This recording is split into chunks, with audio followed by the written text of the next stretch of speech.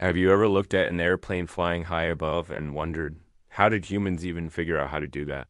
Believe it or not, there was a time when flying was just a dream. People thought it was impossible, that humans weren't meant to leave the ground. But two brothers working in a tiny bicycle shop refused to believe that. They made that dream come true. Today, we're traveling back in time to learn how Orville and Wilbur Wright helped humans take flight for the first time ever. Our story begins in the 1800s in a small town called Dayton, Ohio. The Wright brothers weren't rich and they weren't famous.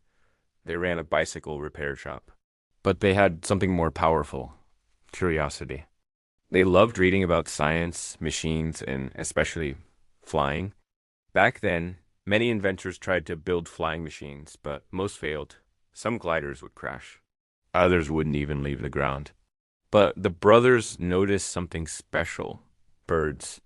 They studied how birds tilted their wings to turn, how they used wind to stay in the air. And one day, Wilbur said something that changed history. The airplane won't fly itself. We'll have to build it. From 1899 to 1903, the Wright brothers became obsessed with flight. They built gliders, light wooden frames covered in fabric. They took them to a windy place called Kitty Hawk, North Carolina, where the sand dunes were perfect for testing. But things didn't go as planned. Sometimes the glider crashed. Sometimes the wind flipped it over. And sometimes they crashed right along with it.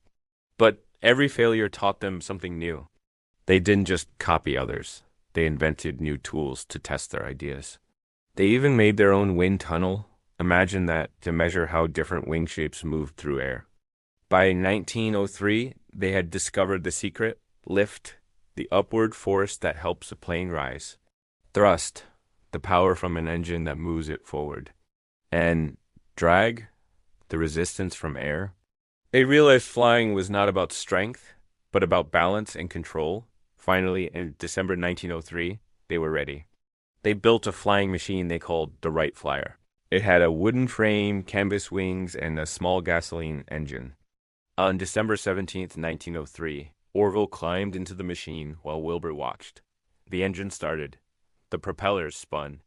The flyer rolled forward on a short rail track. And suddenly, it lifted off the ground. It stayed in the air for 12 seconds and flew 120 feet. That may sound short, but it was long enough to change the world forever. Later that day, Wilbur took his turn and flew even farther. The age of flight had officially begun. The Wright brothers didn't stop there. They kept improving their designs, making longer, higher, and faster flights. By 1905, they had built planes that could turn, climb, and stay in the air for minutes. Soon, people from all over the world came to see their incredible invention. Their dream had turned into everyone's reality. Today, because of them, we can travel across the world in hours, something that once took months or even years. The Wright brothers taught us something amazing. You don't have to be a genius or rich to change the world. All you need is curiosity, courage, and the will to keep trying, even when you fail. So, next time you look up at a plane in the sky, remember, it all started with two brothers, one dream, and a whole lot of determination. Now it's your turn. If you could invent something that would change the world, what would it be? Tell me in the comments below. And don't forget to like, share, and subscribe for more amazing stories from history.